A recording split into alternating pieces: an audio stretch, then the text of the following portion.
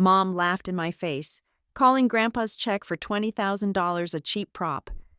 My brother threw it into the fireplace as a joke, while my sister clapped like she was watching stand-up comedy. I simply retrieved it and walked into the bank the next morning. When the teller looked at the screen and her expression shifted, I knew my family was about to pay for their stupid confidence. My name is Mila Coleman. I am 33 years old, and if you asked my mother, she would tell you that my greatest accomplishment to date is simply not being in prison. I have never committed a crime. Of course, my only offense, in the eyes of the Coleman-Whitaker dynasty, is mediocrity. I am the beige paint on their golden walls. I am the one who works a salaried job while they discuss capital gains. And tonight, I was the punchline.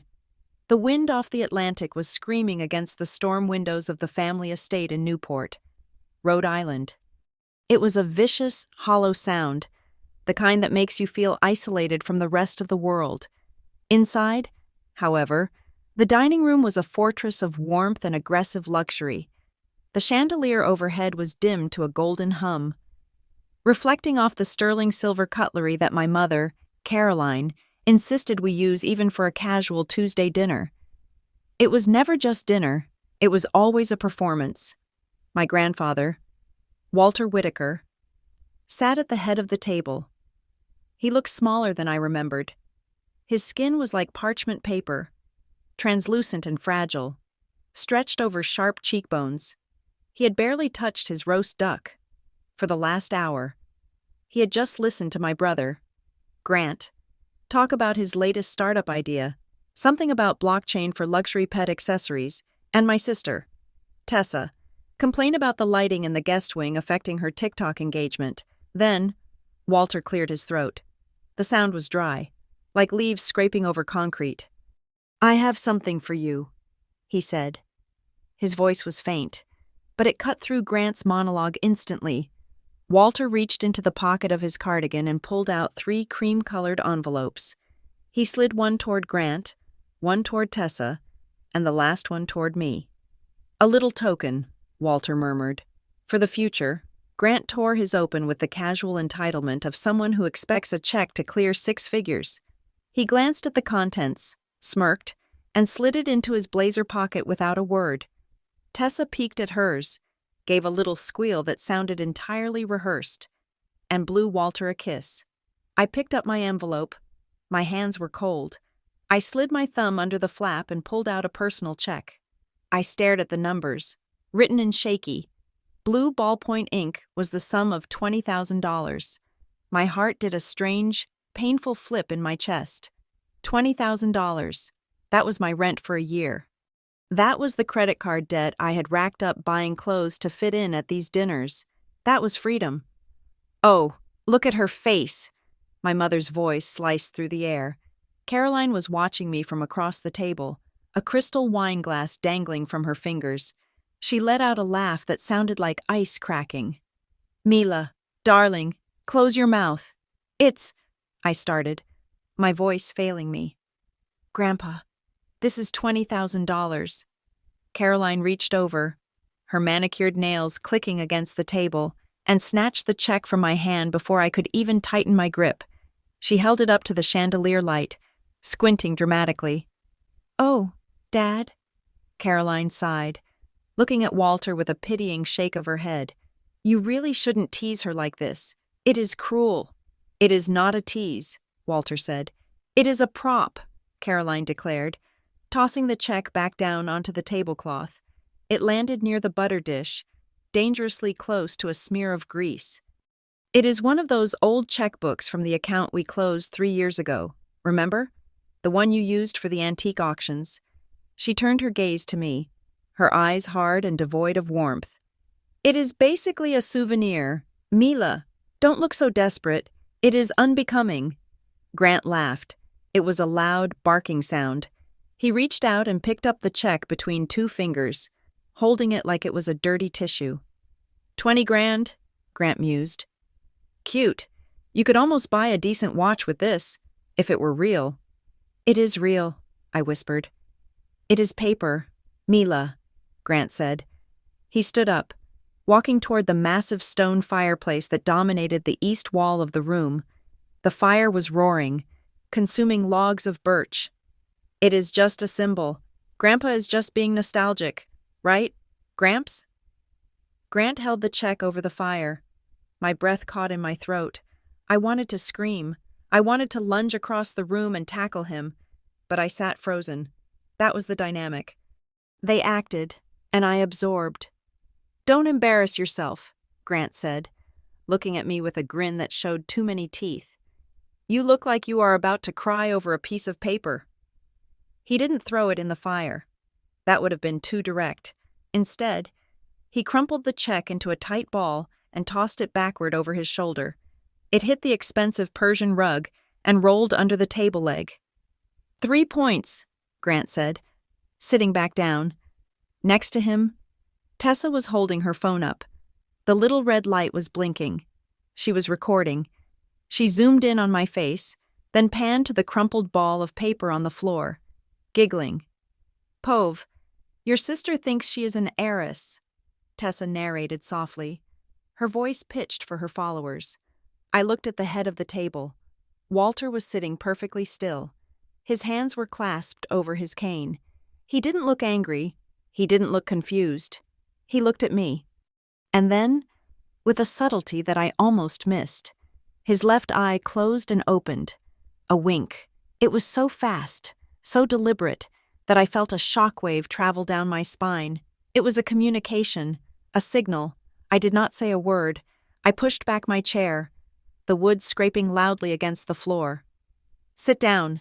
"Mila," Caroline snapped. "We haven't had dessert." I ignored her. I walked around the table, knelt on the floor, and reached under the heavy oak leg. I picked up the crumpled ball of paper. I could feel their eyes on me. I could feel the heat of their judgment, hotter than the fire. "God, she is actually keeping it," Grant groaned. "That is pathetic. Frame it. Mila, put it on your wall next to your participation trophies." I stood up. I smoothed the check out against my thigh until it was relatively flat. I folded it once, neatly, and slid it into the pocket of my slacks. "Thank you, Grandpa," I said. My voice was steady. Walter just nodded. A microscopic movement. Caroline let out a long, dramatic sigh, signaling that the entertainment was over and she was now bored. "Fine, keep the scrap paper. But listen, since you are here, Grant needs help with his pitch deck for the investors next week. The graphic design is a mess, and you are good at that computer stuff." "I have work tomorrow." "Mom," I said. "It is Saturday tomorrow," she countered instantly.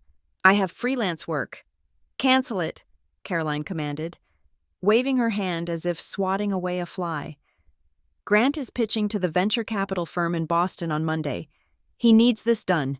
Do not make the family look bad with amateur slides. You will do it tomorrow morning before you leave."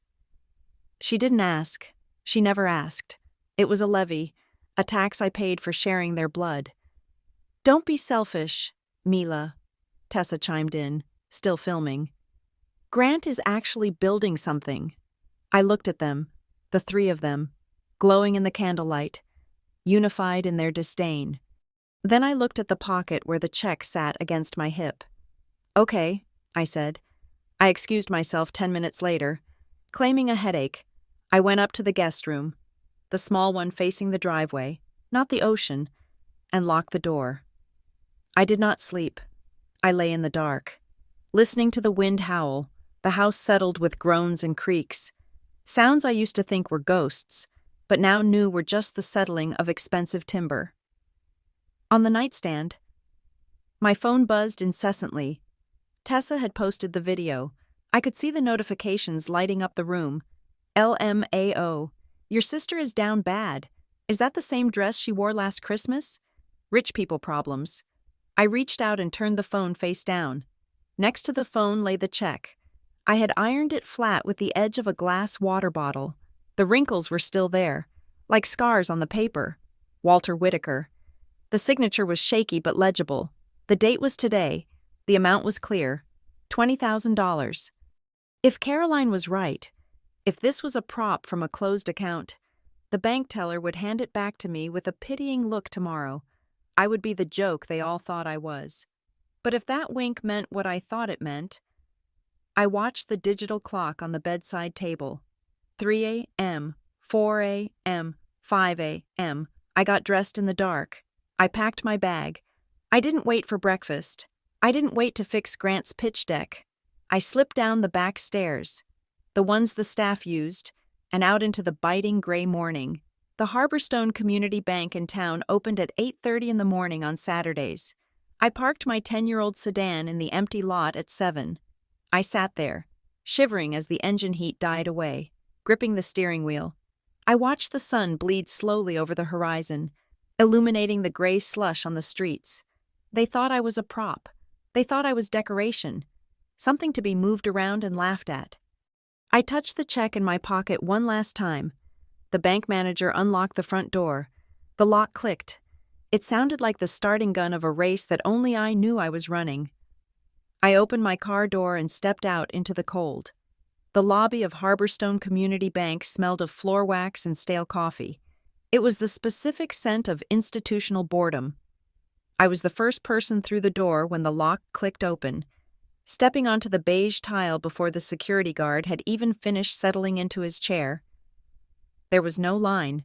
There was just me and the quiet hum of the air heating system kicking into gear to fight off the Rhode Island winter. I walked straight to the first window. The teller, a woman with tired eyes and a name tag that read, Mara, was still arranging her pens. She looked up, surprised to see a customer so early, her expression shifting from distraction to mild professional curiosity. "Good morning," Mara said. Her voice was flat. "Good morning," I replied. My voice sounded too loud in the empty space. I cleared my throat and placed the check on the cool marble counter. I had tried to smooth it out, but the creases from where my brother Grant had crumpled it were still visible, ragged white lines breaking the blue ink. It looked like trash. It looked exactly like what my mother said it was. A prop, a joke, a piece of refuse retrieved from under a dining table. "I need to verify this," I said, "and if possible, deposit it." Mara picked up the check. She did not sneer. She did not laugh. She simply adjusted her glasses and looked at the numbers. "Walter Whitaker," she read aloud. "Okay, do you have an account with us? Ms. Coleman?" I slid my debit card across the counter. My hand was trembling. I clenched my fingers into a fist to stop it, hiding them in the sleeve of my coat. Mara turned to her computer. She began to type. The sound of the keys clacking was agonizingly loud. Click, click, clack. Then a pause. Then more typing. I held my breath. I waited for the furrowed brow. I waited for her to pick up the phone and call a manager. I waited for the polite, pitying smile and the explanation that this account had been closed years ago, that this was a non-negotiable instrument, that I should really check with the issuer. My mother's laugh echoed in my head, sharp and jagged as broken glass. "Don't embarrass yourself." "Mila." Mara stopped typing. She stared at the screen. The silence stretched out. It felt physical, like the air pressure dropping before a storm. I could hear the second hand on the wall clock ticking. 1, 2, 3. "Is there a problem?" I managed to ask. My voice barely a whisper. Mara looked up. Her expression was completely neutral.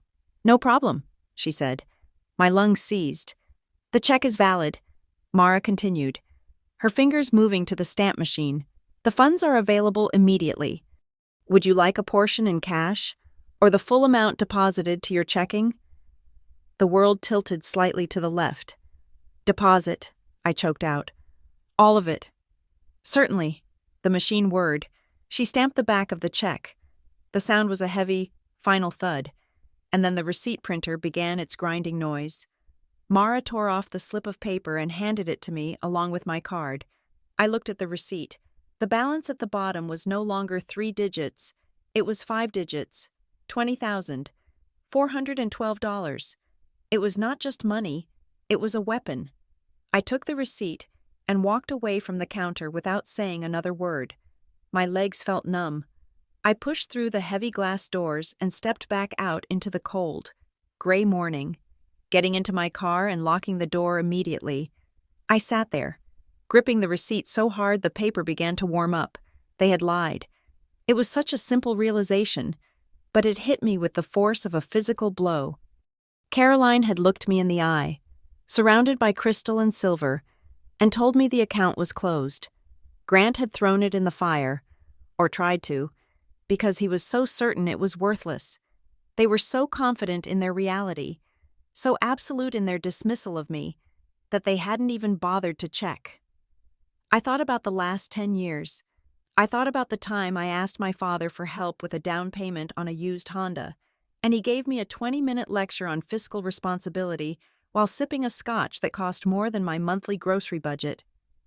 I thought about the hours I spent building Grant's pitch decks, formatting his spreadsheets, and writing his emails because he was the visionary and I was just the help. They called me useless. They called me uncreative. Yet whenever something actually needed to get done, whenever the printer wouldn't work or the tax forms were too confusing, who did they call? Mila. Fix this. Mila. Handle that. Mila. Don't be difficult. My phone buzzed against the center console, shattering the silence. The screen lit up. Mom! I stared at it. The vibration rattled against the plastic cup holder. I let it ring 4 times before I picked it up. Where are you? Caroline's voice barked through the speaker before I could even say hello. She didn't sound worried. She sounded annoyed, like someone who had lost a set of keys. I went out, I said. Grant is up. He is asking for the slides, Caroline snapped. He has that breakfast meeting on Monday and he wants to review the flow today. You need to come back. Now. I can't, I said. What do you mean? You can't. Her tone dropped an octave, entering the danger zone. Mila, stop being dramatic. I know you're upset about the joke last night, but you need to grow up. Come back, finish the slides, and apologize to your grandfather. I blinked. Apologize to him? Yes, she said, exasperated, for making him play along with that nonsense. You know his mind isn't what it used to be. You getting all wide-eyed over a fake check probably confused him. It is cruel to take advantage of the elderly. Mila, just come home. Don't make this a thing. I looked at the bank receipt in my hand. Funds available immediately. She was lying. She was lying right now. And the terrifying part was that she might not even know she was lying. She was so accustomed to rewriting reality to suit her narrative that the truth had become irrelevant. To her, I was the one who was wrong. I was the one confusing the old man. I was the problem. I have to go, I said. Mila Coleman, if you hang up on me. I pressed the red button. The silence that filled the car was heavy. But for the first time in my life, it didn't feel lonely. It felt protective. I tossed the phone onto the passenger seat. I looked out through the windshield. Beyond the parking lot, I could see the steel-gray line of the ocean churning against the seawall. The sky was the color of a bruise. If the check was real, then the account was open. If the account was open, then Walter had money that Caroline and Grant didn't control. And if Walter had money he could give me, then the wink wasn't just a twitch of an old man's eye. It was an invitation. My family thought they had me on a leash. They thought they could starve me of resources, feed me scraps of validation, and keep me working for their glory forever. They thought I was trapped because I was poor. And I was poor because they told me I was incompetent, but the receipt in my hand said I was competent. The receipt said I was $20,000 richer than I was yesterday. I put the car in drive. I wasn't going back to the estate to make slides for Grant. I wasn't going to apologize. I needed to go to the guest cottage behind the main house. I needed to see Walter. I needed to know what else he was hiding behind that frail, silent exterior. I merged onto the road, the tires crunching over the salt and sand. My hands were steady on the wheel now. The fear was gone, replaced by a cold, sharp clarity. If they call me a decoration in the house, then today I will be the security camera. As I drove toward the guest cottage, the tires crunching over the gravel, my mind drifted back to a Tuesday last November. It was a memory that tasted like stale coffee and humiliation. The kind of memory I usually tried to suppress, but now examined with the clinical detachment of a coroner. At the time, I was living in a 400-square-foot apartment in Hartford, Connecticut. It was a shoebox with a radiator that hissed like a dying snake and a view of a brick wall. I was working as a contract e-discovery analyst for a firm called Redwood Ledger Solutions. My job was not glamorous. It involved staring at 2 monitors for 12 hours a day, sifting through thousands of emails and documents for corporate lawsuits, tagging files for privilege or relevance. I was a digital janitor. I had been good at it, too good. Perhaps I had found a way to automate part of the sorting process using a specialized forensic software suite. But my license for the program had expired. I needed to renew it to keep my efficiency up, to keep taking on the extra caseloads that paid my rent. The cost was $2,500. I remembered calling my father. Neil, I had practiced the conversation in the mirror. I had a business plan. I was going to explain the return on investment, how the software would allow me to bill 30% more hours in half the time. "Dad," I had said, gripping the phone while staring at a water stain on my ceiling, "it is a tool for work. I'm not asking for clothes or a vacation. I just need a bridge loan. I can pay you back in 3 months with interest." Neil had sighed. It was a sigh that traveled down the phone line and made me feel 6 years old again. "Mila," he had said, his voice rich with disappointed paternalism, "we have discussed this. You chose this. Independent path. If I give you money every time you hit a speed bump, you will never learn to drive. You need to stand on your own 2 feet. Do not lean on us. It weakens your character." I had hung up. Feeling ashamed, I felt like a leech. I ate instant noodles for 3 weeks and took extra shifts manually reviewing spreadsheets until my eyes burned, saving every dollar to buy the license myself. 2 days later, my brother Grant arrived at the Newport estate for Sunday dinner in a brand new, obsidian black Range Rover. It was parked in the circular driveway, gleaming under the floodlights like a dark jewel. I was standing on the porch, wearing a coat I had bought at a thrift store, when Grant tossed the keys to the valet. "Nice, right?" Grant had beamed, clapping Neil on the back. "Lease terms were brutal, but I needed it. You know how it is. Dad, I am meeting with angel investors in Greenwich next week. I can't roll up in a sedan. Perception is reality. I need the image to raise the capital." Neil had nodded sagely, inspecting the leather interior. "Smart," my father had said. "You have to spend money to make money. Son, it shows you are serious." He had written a check to cover Grant's down payment that morning. I found out later it was $15,000, 6 times what I had asked for, when I brought it up over dessert, my voice trembling with the unfairness of it. My mother Caroline had laughed. She waved her fork at me, a piece of glazed pear stuck to the tines. "Oh, Mila, stop counting other people's money," she had said. "It is unbecoming. Besides, Grant has a strategy. You? Well, you are a worker bee. Darling, you do not have a head for business. You would just waste it." That was the narrative. Grant was the visionary who needed capital. I was the worker who needed discipline. Yet, the irony was suffocating. That very night, after being told I had no business sense, I spent 4 hours in the library fixing Grant's business plan. He didn't know how to format a profit and loss statement. He didn't know how to export a PDF without losing the resolution on his images. He didn't even know how to spell acquisition correctly on his title slide. "Just make it pop, Mila," he had said, yawning as he scrolled through Instagram on the leather sofa while I worked. "Make it look professional. I will buy you lunch next time I'm in the city." He never bought me lunch. He got the funding, though, and when he did, the family toasted his genius with vintage champagne, while I sat at the end of the table, nursing a glass of tap water, invisible.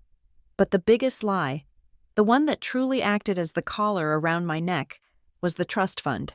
My grandmother on my mother's side had passed away when I was 22. She was a sharp, kind woman who hated the way Neil spoke to waitstaff. I knew she had left something for me. I remembered her telling me, holding my hand in her hospital room, that she wanted me to have a cushion so I would never be trapped in a bad marriage or a bad job. For 11 years, whenever I asked about it, Neil and Caroline walled me off with complex financial jargon. "It is in a blind trust," Neil would say, adjusting his cufflinks. "Market volatility is too high right now to liquidate anything. If we touch it, the capital gains tax will eat 40% of it. We are protecting you. Mila, we are keeping it safe from inflation," Caroline would add. "If we gave it to you now, you would just spend it on rent for some awful apartment. We are letting it grow. You will thank us when you are 40. I believed them. I believed them because they were rich, and I was poor, and I assumed they knew the secret language of money that I did not speak. I believed that my struggle was necessary, a form of character building, while their luxury was a reward for some superior intellect I didn't possess. I drove the car past the manicured hedges of the estate, the memory burning in my gut. I had let them verify my reality. I had let them tell me I was poor while they sat on a pile of money that likely belonged to me. That check for $20,000 was not just a gift from an old man. It was a crack in the dam. If they lied about the check being a prop, they were lying about the trust. They weren't protecting me from taxes. They weren't protecting me from inflation. They were using my inheritance to subsidize their lifestyle. That new Range Rover? That might have been my grandmother's money. The renovation on the sunroom? My money. The vintage wines Neil drank while lecturing me on independence? My money. They had kept me hungry so I would be grateful for crumbs. They had kept me desperate so I would work for free. They had turned their own daughter into an unpaid intern for their vanity projects, funding their delusions of grandeur with the very safety net that was supposed to catch me. I pulled the car up to the small, weathered cottage at the edge of the property. It looked like a gardener's shed compared to the main house, but it was the only place on the estate that felt real. I killed the engine. My hands were gripping the steering wheel so hard, my knuckles were white. For 33 years, they had controlled me with stories. They told me I was weak. They told me I was stupid. They told me I was broke. I reached into my bag and touched the bank receipt again. The paper was cool and smooth. I was an e-discovery analyst. My entire professional life was built on finding the smoking gun in a haystack of digital noise. I knew how to track metadata. I knew how to recover deleted files. I knew how to follow a paper trail through the densest corporate obfuscation. They had forgotten that. They thought I just fixed computers. I opened the car door and stepped onto the grass. The wind whipped my hair across my face, but I didn't feel the cold. I felt a fire lighting in the center of my chest. If they built my life with words, I decided as I walked toward Walter's door, I will destroy it with documents. Walter's cottage was a small, cedar-shingled structure tucked behind the overgrown rhododendrons at the far edge of the estate. My mother refused to step foot inside it. She claimed it smelled of mold and depression, but she was wrong. It smelled of pipe tobacco, cedar wood, and old paper. It smelled like a library where people actually read books instead of just displaying them for aesthetic value. I pushed the heavy oak door open and stepped inside. The air was warm. Walter was sitting in his leather wingback chair by the window, a book resting open on his knees. He wasn't looking at the pages, though. He was looking at the door. He was looking at me.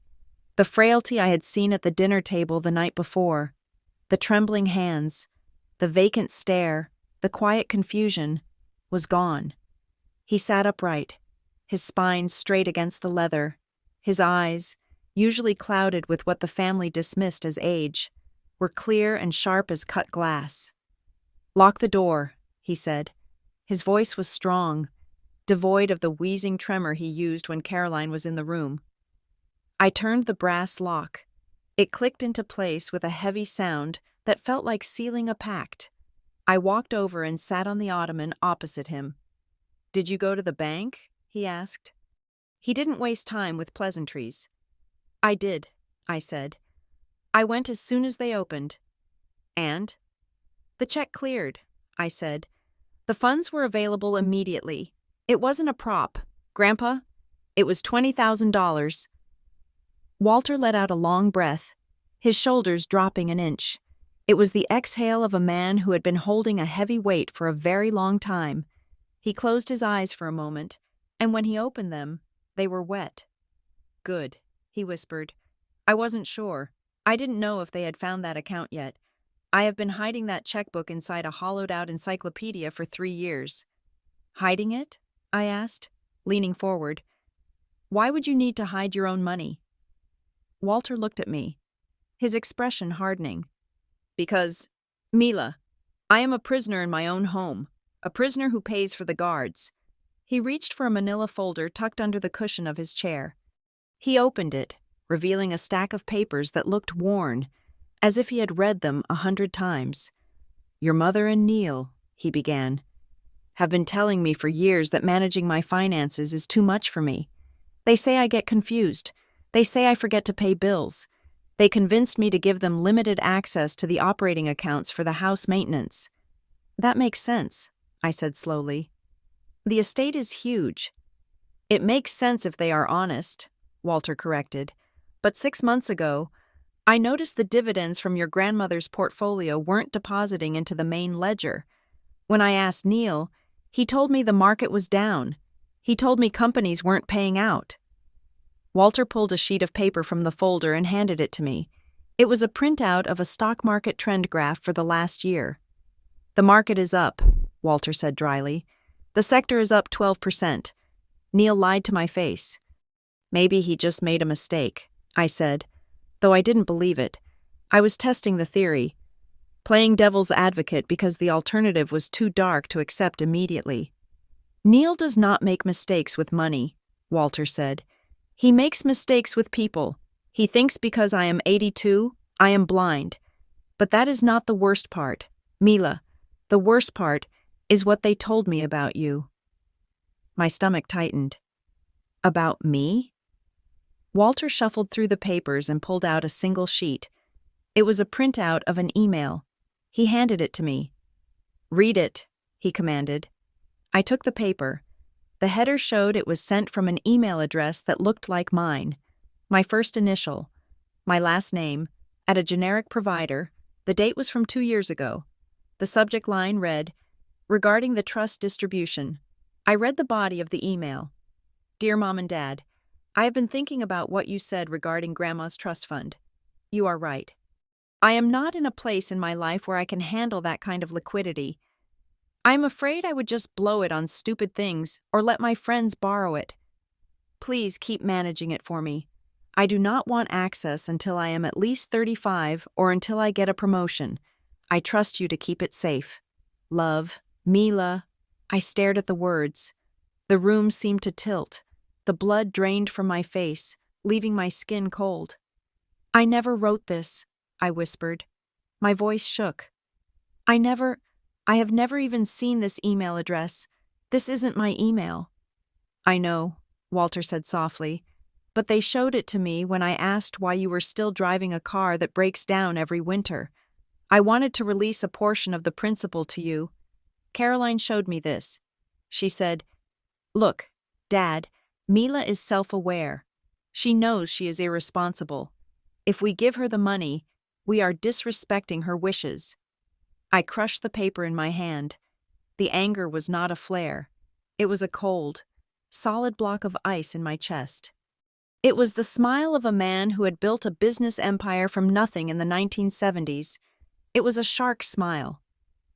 Here is the plan, Walter said, lowering his voice.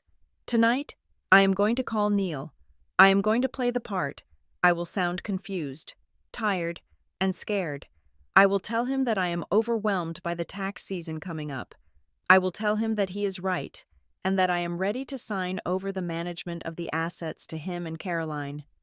They will be thrilled, I said. They will be ecstatic, Walter corrected. They will rush over here with a pen before the sentence is out of my mouth. But, and this is the key, I will tell them that my lawyer, Mr. Sterling, insists on one final formality, to transfer the assets legally. We need a current, consolidated statement of all family funds, the main estate, my personal holdings, and your trust. Walter pointed a finger at me. I will tell them that Sterling needs the files tomorrow morning. I will tell them to print everything out and bring it to the conference room at the lawyer's office. They will fake the numbers, I said. If they have been stealing from my trust and skimming your dividends, the real statements will show the loss. They will doctor the documents before they bring them to the meeting.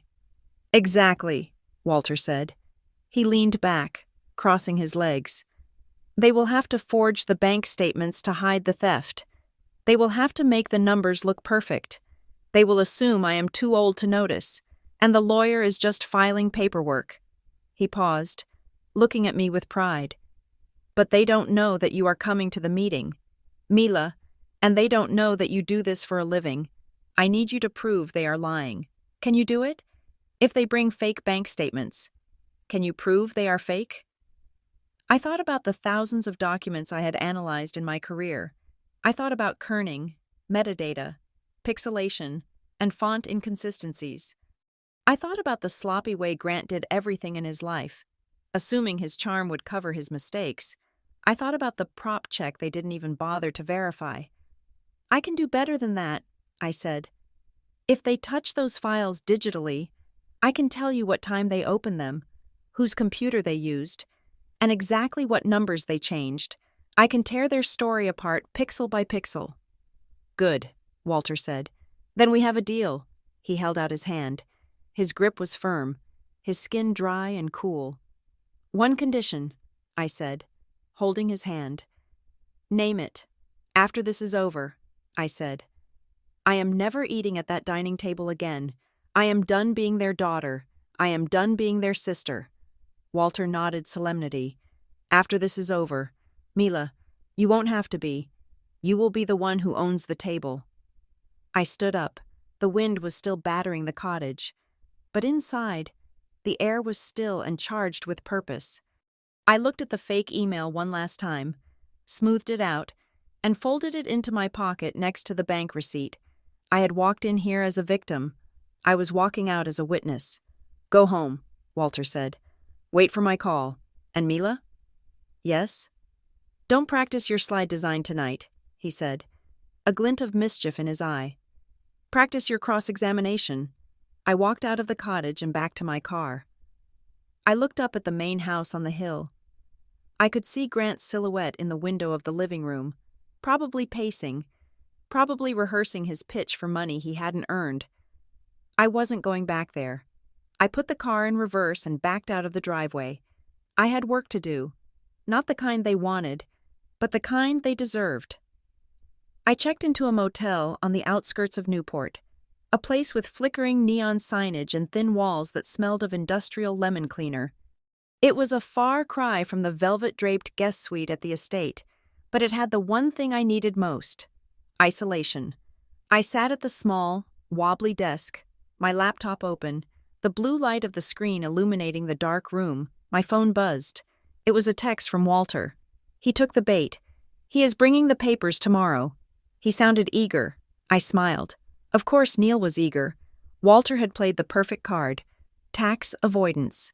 There is nothing that motivates my father more than the terrifying prospect of paying his fair share to the Internal Revenue Service. If Walter told him that finalizing the transfer early would save them 3% in estate taxes, Neil would have sprinted to his office to print the documents himself. And that was exactly what I was counting on. I cracked my knuckles and turned my attention to the laptop. Years ago, when the family decided they needed to be modern, I had set up a shared cloud storage system for the entire household. I had digitized the deeds, the insurance policies, and the investment portfolios. I had created the folder structures. I had taught Caroline how to upload photos, and Neil how to access his PDFs. And crucially, I was the one who had set the administrator password. They had never asked for it. They had never changed it. To them. The cloud was just a magic bucket where files lived. They didn't understand that it was a journal that recorded every single action, every deletion, and every modification. I typed in the admin credentials. Access granted. I navigated to the administrative dashboard. I didn't go to the files immediately. Instead, I opened the live activity stream. It was a feature designed for IT managers to monitor server load, but tonight, it was my window into their panic. The screen was quiet for a moment, then lines of text began to scroll. User: Neil_office connected from IP address 192.168. User: Grant_MacBook_Pro connected from IP address 192.168. They were both online. It was 11 o'clock at night. "Show me," I whispered to the screen. A new activity popped up. Grant_MacBook_Pro created new folder. /legal/trust_docs_2026/ I watched as the cursor blinked, the logs refreshing in real time. It felt like I was standing in the corner of their study, invisible, watching over their shoulders. Grant_MacBook_Pro uploaded H_bank_logo_ PNG. Grant_MacBook_Pro uploaded statement_template_blank DOC. My heart hammered against my ribs. They weren't just looking for old files. They were building new ones. They were uploading the raw assets. The bank's logo. A blank template. This wasn't accounting. This was art class. I immediately opened a secondary window and began a silent sync. I set my computer to mirror every file they uploaded to my encrypted external hard drive. I needed the chain of custody. I needed to prove that these files didn't come from a bank server. They came from Grant's laptop. Ping. Grant_MacBook_Pro. Uploaded. Trust_portfolio_draft_01.x. LSX. I double-clicked the file in my mirrored folder, opening it in a spreadsheet viewer. It was a mess. Rows of numbers were highlighted in yellow. There were comments in the margins. I zoomed in on a comment from Neil. "Make this look like a 4% yield. The total needs to be around 300,000. Make sure the dates match the fiscal quarter. $300,000. I felt a cold rage settle in my stomach. I knew, from the scant paperwork my grandmother had shown me years ago, that the principal alone should have been over $500,000 a decade ago. With compound interest, it should be significantly more. They were rewriting history to erase hundreds of thousands of dollars that they had likely siphoned off to pay for cars, vacations, and failed startups. Ping, Grant_MacBook_Pro. Deleted, trust_portfolio_draft_01.xlsx. Too late, I murmured, patting the external drive. I already have it. The activity accelerated. They were working fast, likely fueled by adrenaline and scotch. User: Neil_office uploaded, scanned_signature_Walter.jpg. I flinched. They had a digital copy of Walter's signature. They were going to sign off on the validations themselves. For the next hour. I sat motionless, watching the digital assembly line of fraud. They adjusted margins. They swapped fonts. They were crafting a perfect lie. Then, the final file appeared. Grant_MacBook_Pro uploaded. Coleman_trust_statement_final_print.PDF. This was it. The masterpiece. I right-clicked and selected Download. The progress bar zipped across the screen. Download complete. I opened the file properties immediately. Created. January 17th, 2026, 11:42 p.m. Author, Grant Coleman. Application, Adobe InDesign. A legitimate bank statement is generated by a database system, usually strictly coded in mainframe language. It is never, ever created in Adobe InDesign by a user named Grant. The metadata was a smoking gun. It was a confession stamped in digital ink. I sat back in the creaky motel chair, the adrenaline making my hands shake slightly. They had actually done it. I had suspected it. Walter had feared it. But seeing it happen in real time was different. It was terrifyingly arrogant. They believed so thoroughly in their own untouchability that they were committing a felony on a shared server.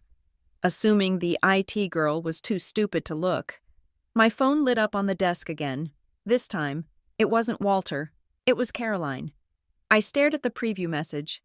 Do not be late tomorrow. We are meeting Mr. Sterling at 10 o'clock sharp. Wear something professional. And please, for the love of God, do not embarrass the family again with your drama. We are doing this for Grandpa. I read the message twice. We are doing this for Grandpa. A laugh bubbled up in my throat. It was a dry, sharp sound. The sheer audacity of it was almost impressive. She was texting me to behave while she and her husband were literally pasting fake numbers onto a document to rob her own father and daughter. I didn't reply. I didn't need to. I turned back to the laptop. I opened the file named Coleman_trust_statement_final_print.pdf.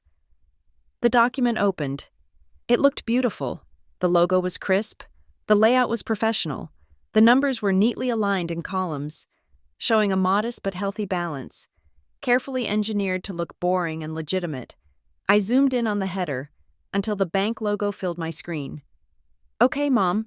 Okay, Grant, I whispered to the empty motel room. You built the stage. You set the lights. I navigated to the layers panel in my analysis software. Now let's see how good your craftsmanship really is. I pulled the file named Coleman_trust_statement_final_print.pdf into my forensic document analysis suite. This was not the standard PDF reader that most people use to browse a menu or sign a lease. This was software designed to strip a document down to its digital skeleton. Peering beneath the visible ink to see the code, the layers, and the history hidden underneath. The room was silent except for the hum of the mini-fridge and the clicking of my trackpad. I felt a strange sense of calm settling over me. This was my domain. My family might know how to choose the right fork for a salad, but they did not know how to hide a pixel. I started with the visual basics. I toggled on the grid overlay, a mesh of fine blue lines that divided the document into perfect millimeter squares. Let's see your alignment, I whispered.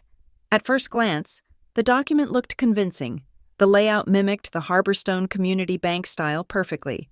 There was the blue header, the legal disclaimer at the bottom in tiny gray text, and the columns of transaction history.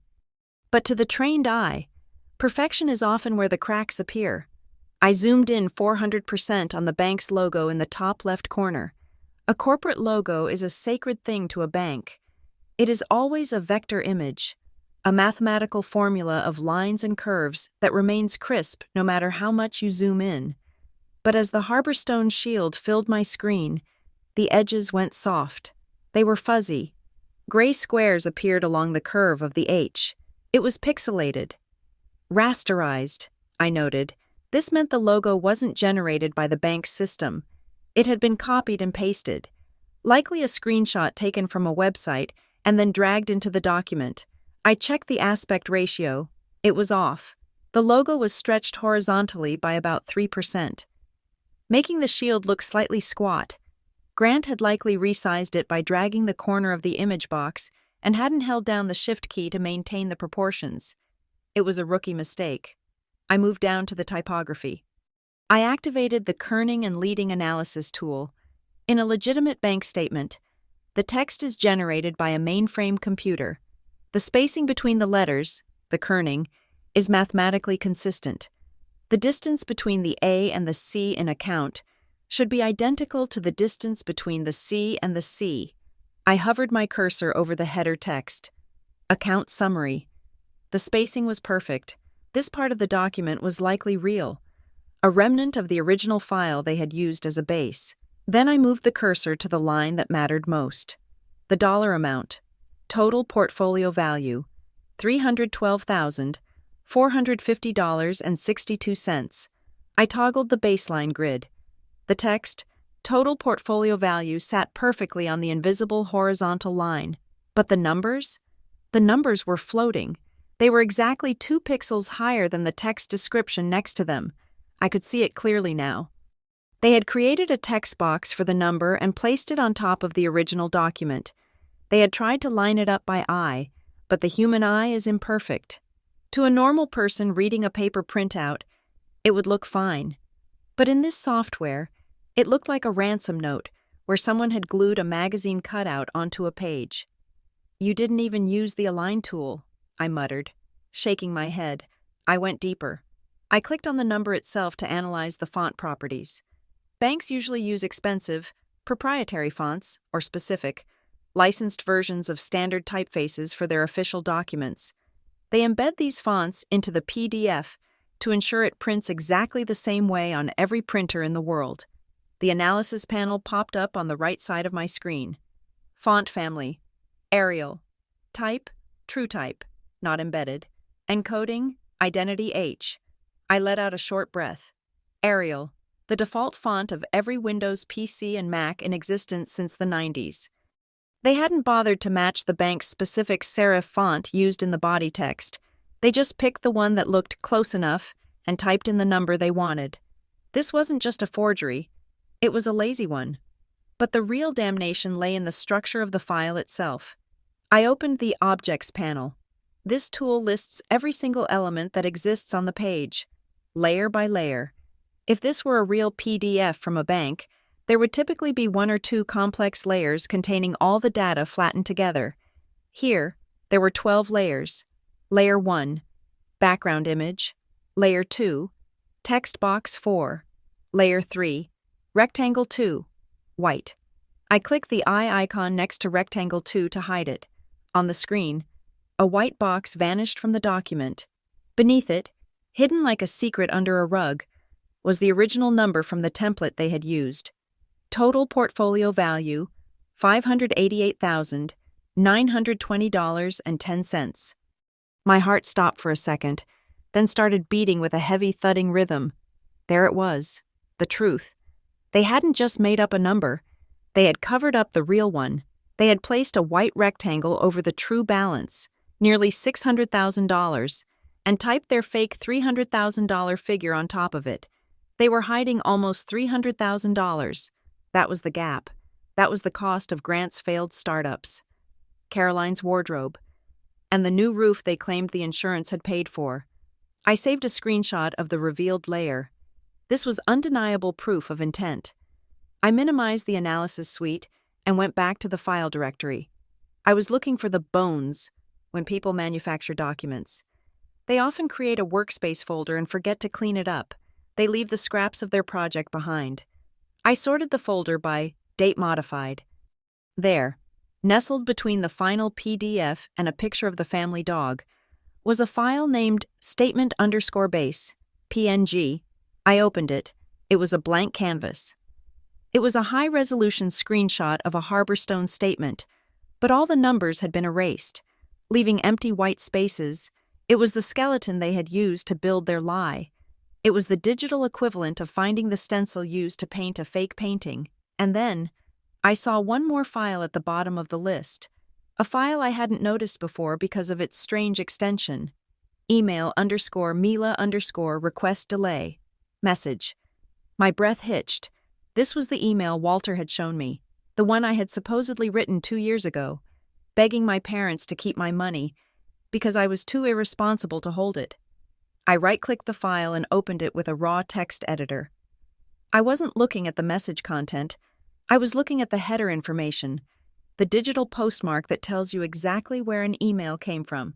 From Mila Coleman, M. Coleman, private Gmail provider, X originating IP 192.168.1.5. X-mailer, Microsoft Outlook. 16.0. I checked the IP address against the log of devices I had managed for the family network years ago. 192.168.1.5 was not my computer.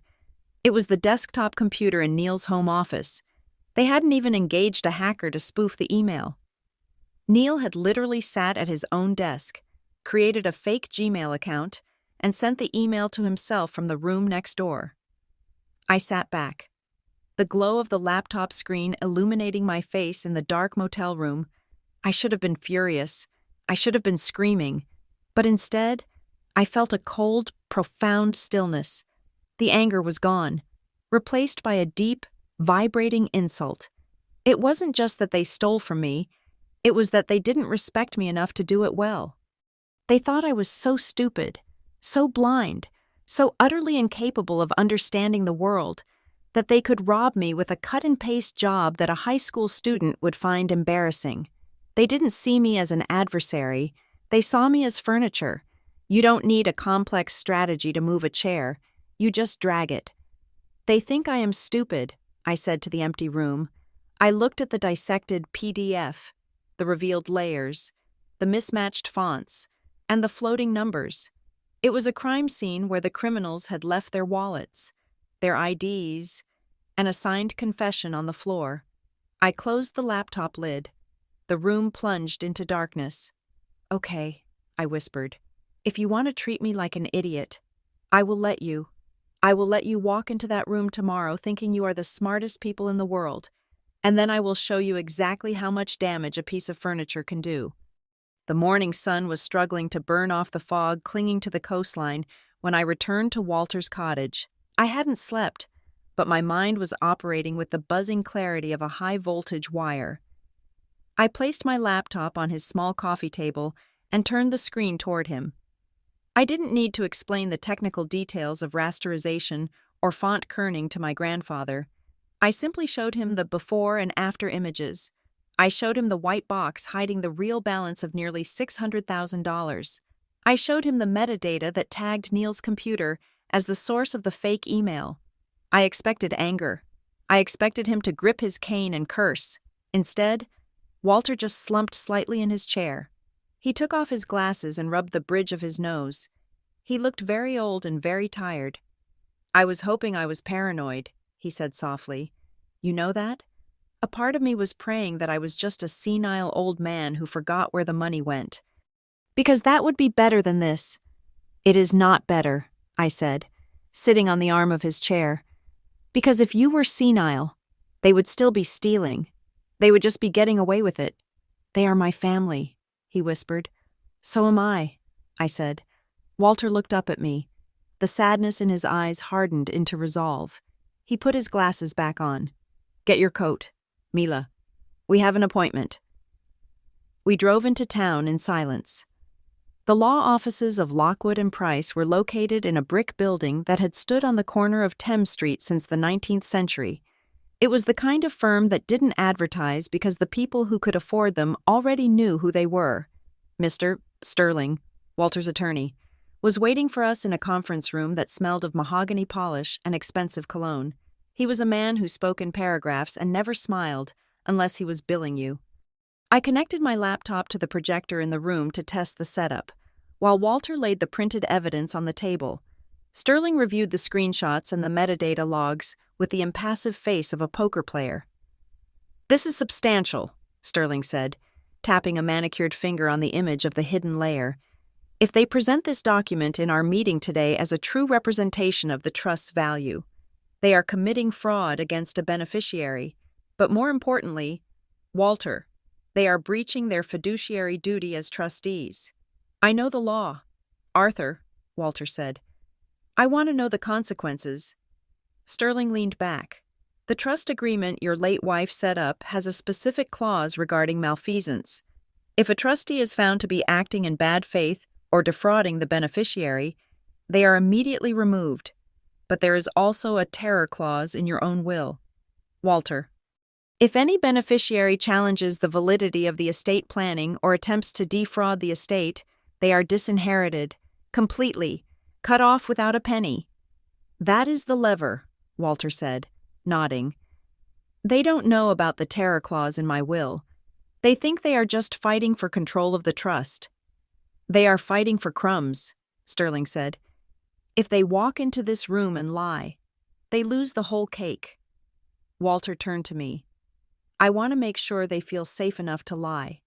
Mila, if they suspect we know, they might hesitate. They might claim they brought the wrong file. We need them to commit." "How do we do that?" I asked. "I am going to raise the stakes," Walter said. "When we start, I am going to tell them that I am not just transferring management of the trust. I am going to tell them that I am considering transferring the title of the Newport house to Neil immediately to avoid future probate issues. Sterling raised an eyebrow. That is risky. That will make them salivate. Exactly, Walter said. Greed makes people sloppy. If Neil thinks he is getting the house today, he won't look twice at the trust documents. He will just want to get the signatures done as fast as possible. I spent the next hour refining my presentation. I wasn't just going to show the files. I was building a narrative. I created a slide deck. Slide 1. The document as they presented it. Slide 2. The grid overlay showing the misalignment. Slide 3. The font mismatch. Slide 4. The metadata proving authorship. Slide 5. The removed layer revealing the theft. It was a digital autopsy. One piece of advice, Sterling said, watching me organize the files. Do not interrupt them. Let Neil present the document. Let him explain the numbers. Let him answer Walter's questions. We need him to be on the record confirming that these figures are accurate. A lie is only legally actionable if it is stated as fact. I will stay quiet, I promised. My phone buzzed in my pocket. It was Grant. I looked at Walter. Speak of the devil. Answer it, Walter said. Put it on speaker. I swiped the green button. Hey, Mila. Grant's voice filled the quiet conference room. He sounded bright, energetic, and completely fake. It was his sales pitch voice. Where have you been? Mom is freaking out. She thinks you're boycotting us or something. I am just running errands, I said, keeping my voice flat. Listen, Grant said, dropping his voice to a conspiratorial whisper. You need to come back for this meeting with the lawyer. I know you are annoyed about the check thing last night. Honestly, it was a bit mean of Mom. I told her that I am on your side here, okay? I almost laughed. Grant had thrown the check in the fire. Now he was the peacemaker? I will be there, I said. Great, Grant said. And hey, bring your laptop. I might need you to take some notes or something. You know how Dad gets with details. He misses things. It would be good to have your eyes on it. We are a team, right? Right, I said. A team. Cool. See you at 10. Don't be late. Love you. The line went dead. He wants you there to validate the lie. Sterling noted, if you are in the room and you don't object to the numbers, they can claim later that you accepted them. He also wants me to take notes, I said, scrolling through my phone, because that is all I am to them, a secretary. I opened my message history with Grant and my mother. I started taking screenshots. I scrolled back months. Grant. Mila, I need a logo for the new pitch. Tonight, don't ask for money. You are helping the family. Caroline. Mila, fix the Wi-Fi at the beach house. Drive down there now. We have guests. Neil. Did you file my tax extension? Why haven't you confirmed it yet? Stop being lazy. Hundreds of messages. Years of demands. Years of me saying yes because I thought that was the price of admission to their love. I exported the entire chat history and emailed it to Sterling. What is this? Sterling asked, checking his inbox. Context, I said. If they claim they were acting in my best interest by managing my money, this proves the dynamic. They don't manage me, they use me. Sterling nodded slowly. Undue influence, coercion. It paints a picture. We had 10 minutes before the meeting. I closed my laptop and put it in my bag. My hands were shaking again, not from fear this time, but from the sheer buildup of adrenaline. I felt like a coiled spring. Walter stood up. He adjusted his tie in the reflection of the window. He looked regal. The frailty he had worn like a cloak was gone. He looked like the man who had built a fortune, not the man who was being robbed of it. He walked over to me and placed a hand on my shoulder. You look ready for a fight, he said. I am ready to scream, I admitted. I want to yell at them. I want to throw the papers in their faces. No, Walter said firmly. Screaming is what people do when they are powerless. You are not powerless anymore. He gestured to the laptop in my bag. You have the truth, Mila. And the truth does not need to be loud. It just needs to be visible. He opened the door to the hallway, where the sound of the elevator dinging announced the arrival of my parents. "You don't need to scream," Walter repeated, his eyes cold and hard. "You just need to turn on the lights." The conference room at Lockwood and Price was a glass box suspended 20 stories above the earth. Through the floor-to-ceiling windows, I could see the Newport Harbor churning under the gray winter sky. The wind was whipping the whitecaps into a frenzy, battering the glass with a violence that we couldn't hear. Inside, the room was hermetically sealed, silent, and smelled of lemon oil and conditioned air. It was a temple of silence where rich people came to whisper about things that affected the lives of loud people. Walter sat at the head of the mahogany table. He looked like a statue carved from granite, his hands resting perfectly still on the polished wood. I sat to his right, my laptop closed in front of me. We waited. The antique clock on the wall ticked past 10 o'clock, then 10:10, then 10:15. It was a power move. I knew it. Walter knew it. Mr. Sterling, who was reviewing a file at the other end of the table, certainly knew it. My parents were never late for a dinner party or a gala, but for a meeting to discuss the legal stewardship of their own family's assets. They made sure to arrive just late enough to remind everyone that their time was the most valuable currency in the room. At 10:17, the double doors swung open. Neil and Caroline Coleman breezed in, bringing with them a gust of expensive perfume and the energy of a hurricane. They were dressed as if they were heading to a ribbon-cutting ceremony. Neil wore a navy pinstripe suit that cost more than my first car. His silver hair swept back in a perfect wave. Caroline was draped in a cashmere coat the color of heavy cream. Clutching a designer handbag that I knew she had charged to the household maintenance account last month, they didn't apologize. They didn't even look at the clock. "Arthur, good to see you," Neil boomed, striding across the room to shake the lawyer's hand. He bypassed me completely, as if I were a potted plant or a coat rack. "Sorry for the delay. The traffic on the bridge was a nightmare." There was no traffic. I had checked the cameras. Caroline followed him, unwinding a silk scarf from her neck. Her eyes swept over the room, landing briefly on Walter, then flickering to me. Her gaze hardened instantly. She walked around the table to take her seat, and as she passed behind my chair, she leaned down. Her voice was a low hiss, audible only to me. "Do not break anything," she whispered, her breath smelling of mints and coffee. "And do not make a scene. You are here to listen, not to embarrass us." She patted my shoulder, 2 hard, sharp taps, and then glided to her seat opposite me. She smiled at Walter. "Dad, you look tired. Have you been eating well? I told the chef to make that soup you like." Walter didn't blink. "I am fine. Caroline." "Well, let's get this over with," Neil said, dropping a heavy leather portfolio onto the table with a satisfying thud. He unzipped it with a flourish. "I know you have been anxious, Walter, and frankly, I understand. Getting older is scary. You start worrying about things that aren't there, but we are here to put your mind at ease." He pulled out a thick stack of documents and slid them toward Mr. Sterling. "Here is everything you asked for," Neil announced, his voice oozing with unearned confidence. "The consolidated family accounts, the real estate valuations, and, of course, the specific accounting for Mila's trust fund." He leaned back in his leather chair. Clasping his hands behind his head, he looked like a man who had just sunk a hole-in-one. "I think you will be pleased," Neil continued, directing his speech to the lawyer but looking at Walter. "Despite the market volatility, we have managed to keep the trust not just stable, but growing. We have outperformed the SP 500 this quarter.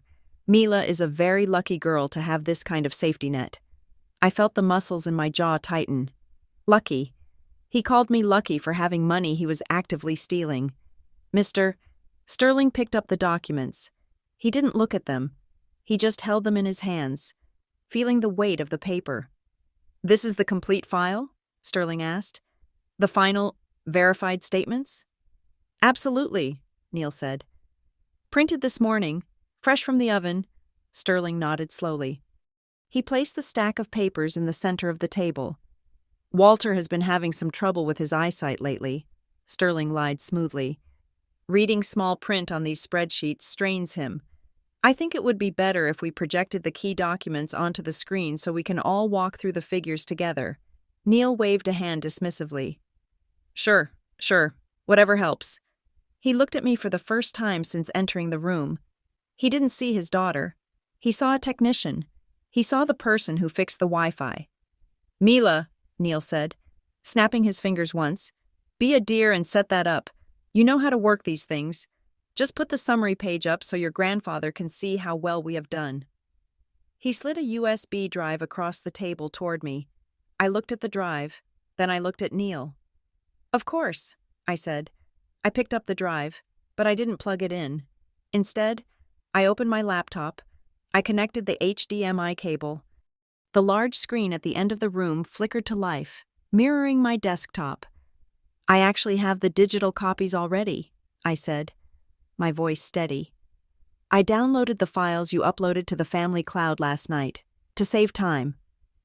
Neil froze for a fraction of a second, but then he relaxed. He shrugged. Even better, efficient. See, Caroline? She is learning. I navigated to the folder. I opened the file named Coleman_trust_statement_final_print.pdf. The document filled the massive screen. It was crisp, bright, and impressive. The Harborstone Bank logo loomed large in the corner. The numbers were bold. Total portfolio value, $312,450.62. The room was silent. Neil nodded at the screen, a satisfied smirk playing on his lips. There it is, Neil said, gesturing to the number. $312,000. Safe and sound. We have been very conservative with the allocation to ensure preservation of capital. I think we deserve a little thank you, don't you think? Mila? Caroline let out a soft, tinkling laugh. She reached across the table and patted Walter's hand. See, Dad, she said, her voice dripping with condescension. You worked yourself up for nothing. You let Mila's little paranoia get into your head. It is all right here, black and white. She looked at me with eyes that were cold and triumphant. You see, Mila, this is why we handle the money. You don't understand how these things work. You create drama where there is none. I didn't answer. I just sat there, my hands resting on the keyboard. Mister? Sterling cleared his throat. The sound was dry and sharp, like a gavel hitting a block. It is a very professional-looking document, Sterling observed. Very clean. We use the best accountants, Neil bragged. Sterling turned to Walter. The lawyer's face was unreadable. Walter, Sterling said, we have the summary here. We can accept this figure as presented and move on to the signing of the power of attorney. Or, if you prefer, we can look at the technical details. Do you want the summary, or do you want the breakdown? The air in the room seemed to thin. Neil shifted in his chair. He sensed a shift in the current, but he didn't know where it was coming from. Details? Neil asked, a frown creasing his forehead. What details? It is a bank statement. The number is the number. Walter turned his head slowly. He looked at Neil, then at Caroline. He looked at them with a profound, heavy sadness that they mistook for confusion. I want to see the work, Walter said clearly. I want the details. Neil rolled his eyes. Jesus, Dad, it is just numbers. It is boring. Mila, Walter said, show them. I felt a surge of cold electricity run down my spine. This was it, the moment the furniture came to life. The moment the security camera started playing back the tape, I looked at Neil. I looked at Caroline. They were still so comfortable, so assured of their dominance. They thought they were sitting in a boardroom they owned. They didn't realize they were sitting in a trap I had built. You are right, Dad, I said, my voice soft but cutting through the silence of the room. The number is the number, but sometimes numbers are shy. Sometimes they hide. I placed my finger on the trackpad. So, I said, looking directly into Caroline's eyes, let's start with the one thing you have always overlooked about me, the one thing you thought didn't matter. I clicked the mouse. A small deviation. I pressed the command key and hit the plus sign on my keyboard. On the massive projection screen, the document zoomed in with a dizzying lurch. The crisp image of the bank statement dissolved into a landscape of jagged edges and digital noise. You said this document was printed this morning, I said, my voice cutting through the conditioned air of the conference room. You said it came straight from the bank. So, why is the bank's logo screaming for help? I pointed the cursor at the Harbor Stone shield in the top left corner, at 400% magnification. The elegant blue curves were gone. In their place were blocky gray steps, the telltale sign of a low-resolution image that had been stretched to fit a space it didn't belong in. That is called pixelation, I explained, looking at my father. It happens when you take a screenshot from a website and drag the corners to make it bigger. A vector file generated by a financial institution never loses resolution. This isn't a logo. Dad, it is a sticker. Neil shifted in his chair, his leather portfolio creaking. This is ridiculous. It is a printing error. The printer drivers sometimes mess with the graphics. Let's look at the text, I continued, ignoring him. I panned the view down to the dollar amount, the $312,000 they were so proud of. I toggled the grid overlay on my software. A web of fine blue lines appeared over the numbers. In typography, the baseline is the invisible line that all letters sit on, I said. Look at the number 3 and the number 1. I zoomed in further until the digits were the size of dinner plates. They are floating, I said. They are exactly 2 pixels higher than the words total portfolio value next to them. If this were a continuous sentence generated by a database, they would be perfectly aligned. They aren't aligned because they were typed separately. They were pasted on later. Caroline let out a sharp, derisive snort. She slammed her hand down on the table, rattling the water glasses. "Oh, for God's sake, Walter!" she shouted, turning to her father. "Are you going to let her waste our time with this tech support nonsense? She is talking about pixels and lines. She is desperate. She is making up problems because she is jealous that we are the ones handling the estate. I am not making it up," I said calmly. I am reading the code. I switched tabs in my analysis suite. I brought up the font information panel. It hovered over the document like a medical diagnosis. "This is the DNA of the file," I said. "Bank statements use secure, embedded fonts. They do this so the numbers can't be altered. Look at the font listed here." The screen displayed the words, Arial, type, true type, not embedded. Arial, I read aloud. The default font for every home computer in America. This document wasn't generated by a bank mainframe. It was typed by a human being using a standard keyboard. "You are lying," Caroline screamed. She stood up, her face flushing a deep, ugly red. "You manipulated that file. You hacked it. You have always been a sneaky little liar, hiding in your room with your computers. You planted this." I didn't argue. I didn't raise my voice. I didn't even look at her. I simply minimized the analysis window and opened the file directory, the folder view that showed the contents of the legal folder on the family cloud drive. "If I planted it," I said, "then I must have been very busy last night." I clicked on the file named statement_base.png. The image opened on the big screen. It was the bones of their lie. It was the Harbor Stone statement with the numbers erased, leaving gaping white holes where the balances should be. It was undeniable proof of manufacture. "Why would a legitimate bank send you a file with the numbers erased?" I asked. I clicked the next file. Trust_statement_draft_03.INDD. "And why?" I asked. "Would the bank send you an Adobe InDesign project file, which is software used for graphic design, not accounting?" The room went dead silent. The only sound was the wind buffeting the glass 20 stories up. Caroline sat back down slowly. Her mouth was open, but no words came out. She looked at the screen, then at Neil. The confidence that had armored her 5 minutes ago was cracking, falling away in chunks. Neil stammered. He loosened his tie. Beads of sweat were glistening on his forehead. I don't know what that is. Maybe the accountant uses that software. We pay them a lot of money. Maybe that is how they format it for presentation. Mr. Sterling leaned forward.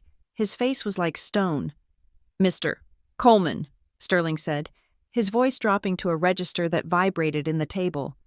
Are you suggesting that Harborstone Bank creates its official legal statements using graphic design software, leaves blank templates on your personal server, and fails to embed their own corporate fonts? Is that your official position? Neil opened his mouth, then closed it. He looked like a fish gasping for air. Because, Sterling continued, if that is true, we will need to subpoena the bank immediately to explain their irregularities, or we can look at the metadata. Show them, Mila, Walter said. His voice was soft, but it carried the weight of a judge's gavel. I right-clicked the final PDF file and selected Properties. The metadata window popped up. It was the digital fingerprint that could not be washed away. Created, January 17th, 2026, 11:42 p.m. Author, Neil _ office _ PC, last modified. Grant _ MacBook _ Pro. The file was created last night, I said, at 11:42, inside your house, on your computer, Neil, and it was finished on your laptop, Grant. I turned to my brother. He was staring at the screen, his face pale. He looked terrified. Unless the bank broke into our house last night and used your laptops to do their accounting, I said. You forged this document. That is enough, Neil snapped. This is a misunderstanding. We were just trying to consolidate the view, to make it easier for Dad to read. By changing the numbers? I asked. We didn't change the numbers, Neil shouted, slamming his fist on the table. The value is correct. The 300,000 is there. Yes, I said. The 300,000 is there, but what is under it? I didn't wait for an answer. I switched windows again. I opened the file named email _ Mila _ request delay ... MSG ... And while we are discussing authorship, I said, let's talk about this email. The email I had supposedly written 2 years ago, begging them to keep my money, filled the screen. You showed this to Grandpa to prove I was irresponsible, I said. You used this email to justify keeping control of the trust, but if we look at the header, I highlighted the lines of code at the top of the message, X-originating-Y, P 192.168.1.5. That IP address, I said, is the static IP for the desktop in the library. The same computer where you play solitaire. Dad, I didn't send this email from my apartment in Hartford. You sent it to yourself from down the hall. Caroline covered her face with her hands. A sound escaped her, half sob, half gasp. Neil was shaking his head. No, that is technical mumbo-jumbo. You can fake that. You can change those numbers. Dad, Grant spoke up. His voice was small. It sounded like the voice of a child who had broken a vase. We all turned to look at him. Grant was looking at Neil, his eyes wide with panic. Dad, Grant said again, you said we were just borrowing it. The air left the room. It was as if the windows had shattered and sucked all the oxygen out into the atmosphere. Neil froze. He looked at his son with a mixture of horror and betrayal. Shut up, Grant, Neil hissed. No, Grant said, his voice rising in pitch. He stood up, backing away from the table as if the documents were physically burning him. You said it was a bridge loan. You said the trust had plenty of money and we just needed to borrow the liquidity for the Series A funding round. You said we would put it back before Grandpa ever noticed. Grant, sit down, Caroline shrieked. I'm not going to jail for this, Grant yelled. He pointed a shaking finger at his father. You told me to make the PDF. You told me to cover the other number. You said it was just temporary until the IPO. The other number, Mr. Sterling repeated. He didn't yell. He didn't need to. He simply picked up the pen from the table and wrote something on his legal pad. So, there is another number. I looked at the screen. I clicked the eye icon on the layer panel one last time, removing the white box I had identified earlier. The fake 300,000 vanished.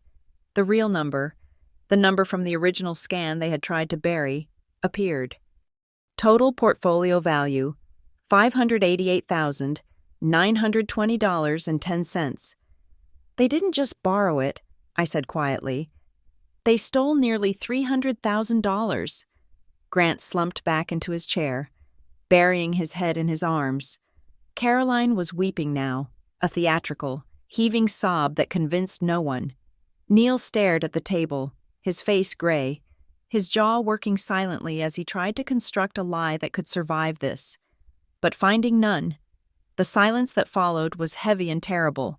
It was the sound of a family breaking, not with a snap, but with a slow, grinding crush. Mr. Sterling closed the folder in front of him. He took off his reading glasses and folded them deliberately. He turned his chair slightly so he was facing Walter. Walter had not moved. He had watched the entire disintegration of his son and daughter with a stillness that was terrifying to behold. He looked at the weeping Caroline. He looked at the defeated Neil. He looked at the cowardly Grant. Then he looked at me. There was no joy in his eyes, only a deep, weary recognition. I had turned on the lights, and the room was ugly. Mr. Sterling cleared his throat. Walter, the lawyer said. His voice was soft, respectful, and final. We have an admission of guilt from Grant. We have forensic proof of fraud from Mila, and we have the documents. Sterling paused, letting the weight of the moment settle on the shoulders of everyone in the room. Do you want them to try to explain themselves? Sterling asked, gesturing to the three people trembling across the table. Or do you want me to read the clause? Mr. Sterling did not look at the sobbing Caroline or the pale, shaking figure of my brother. He adjusted his glasses and looked down at the leather-bound document in his hands. The room was so quiet, I could hear the hum of the hard drive in my laptop, still projecting the evidence of their crime onto the wall. The clause is quite specific, Sterling said. His voice was devoid of emotion, which made it all the more terrifying. It is known as the bad actor provision in the Whitaker Family Trust, and it is reinforced by the no contest clause in Walter's personal will. I will read it plainly so there is no confusion. He cleared his throat. If any beneficiary is found to have engaged in fraud, embezzlement, or the falsification of financial records regarding any assets held within this trust, they shall immediately forfeit their right to any future distributions. Furthermore, they shall be removed from the line of succession for the primary estate. Sterling looked up. In simple terms, Neil, Caroline, and Grant, you have not just lost control of Mila's money, you have disinherited yourselves from Walter's fortune. Caroline stopped crying instantly. She looked up, her mascara smeared beneath her eyes. Dad, she gasped. You can't do that. You can't cut us off. We are your blood. Walter Whitaker stood up. He didn't use his cane. He placed both hands on the table and leaned forward, his eyes burning with a cold, blue fire. I didn't do it, Walter said. You did. You did it the moment you decided my granddaughter was a mark instead of a member of this family. He looked at the projection screen, where the fake bank statement was still glowing. Did you really think I was that far gone? Walter asked. Did you think I didn't know? I have suspected for 6 months that the numbers didn't add up, but I needed to know if it was incompetence or malice. That check I gave you last night? That $20,000? That was the test. Grant flinched. I wanted to see what you would do with a small amount of value. Walter continued. Grant threw it in the fire. Caroline laughed at it. Only Mila respected it. Only Mila treated it as real. And that told me everything I needed to know about who deserves to sit at this table. It was just a loan. Neil shouted, his voice cracking. He was panicking now, the reality of the situation crashing down on him. We were going to pay it back. Dad, we had to cover the bridge loan for Grant's tech incubator. We put $270,000 into it because the venture capital didn't come through in time. If we didn't cover it, he would have lost the equity. The room fell silent again. Neil covered his mouth, realizing too late what he had done. $270,000, I said. I typed the number into my notes. Thank you for the confirmation. Dad, I will make sure the forensic accountants know exactly what sum to look for. We are family, Caroline shrieked, standing up and reaching across the table toward me. Her hands were shaking. Mila, stop this. We are your parents. We raised you. You are going to ruin us over money? Over paper? We are family. I looked at her. I looked at the woman who had criticized my clothes, my job, and my life for 33 years. I looked at the woman who had stood by while her son threw my inheritance into a fireplace. Family protects you, I said. My voice was steady, cold, and final. Family doesn't steal your safety net to buy luxury cars. Family doesn't forge federal documents to keep you poor. You are right, Mom. We are family. But family doesn't need to commit felonies to survive. Mr. Sterling closed the folder. Effective immediately, all assets held by Neil and Caroline Coleman are frozen pending a full audit. We will be filing a petition to remove you as trustees, and we will be demanding immediate repayment of the misappropriated funds. With interest. We don't have it liquid, Neil whispered, his face gray. It is tied up in the startup. Then you will sell the Range Rover, Walter said. You will sell the vacation home in the Berkshires. You will sell whatever you have to sell. I do not care. Walter reached into his jacket pocket and pulled out a single, thick envelope. He slid it across the table toward me. There is one last thing, Walter said.